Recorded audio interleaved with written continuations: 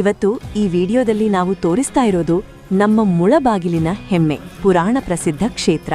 ನಿಮ್ಗೆಲ್ಲರಿಗೂ ತಿಳಿದಂತಹ ಆ ಜಾಗದಲ್ಲಿ ಇವತ್ತು ನಡೆದಿರುವ ವಿಶೇಷ ಕಾರ್ಯಕ್ರಮ ಏನೆಂದರೆ ನಮ್ಮ ಕುರುಡುಮಲೆ ಗಣಪತಿಗೆ ಮಾಡಿರುವ ನೋಡಲು 2 ಕಣ್ಣು ಸಾಲದಂತಹ ವಿಶೇಷ ಬೆಣ್ಣೆ ಅಲಂಕಾರ. ಬರೋಬ್ಬರಿ 13.5 ಅಡಿ ಎತ್ತರದ ಒಂದೇ ಸಾಲಿಗ್ರಾಮ ಕಲ್ಲಿನಲ್ಲಿ ಕೆತ್ತಿರುವ ಈ ಬೃಹತ್ ಗಣಪನಿಗೆ ಇವತ್ತು ಬೆಣ್ಣೆಯ ಅಲಂಕಾರ ಮಾಡಿರೋದು ನೋಡಿದ್ರೆ ನಿಜಕ್ಕೂ ಜನ್ಮ ಸಾರ್ಥಕ ಅನ್ಸುತ್ತೆ.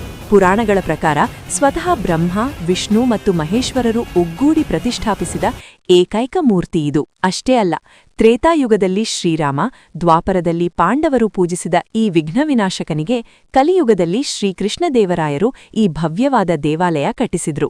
ಎಷ್ಟೇ ಕಷ್ಟಗಳಿದ್ರೂ ಈ ಗಣಪನ ದರ್ಶನ ಮಾಡಿದ್ರೆ ಸಾಕು, ಎಲ್ಲವೂ ಕರಗಿ ಹೋಗುತ್ತೆ ಅನ್ನೋ ನಂಬಿಕೆಯಿದೆ. ಇವತ್ತಿನ ಈ ವಿಶೇಷ ಬೆಣ್ಣೆ ಅಲಂಕಾರದ ದರ್ಶನ ಪಡೆದು ನೀವು ಆ ಗಣಪನ ಕೃಪೆಗೆ ಪಾತ್ರರಾಗಿ.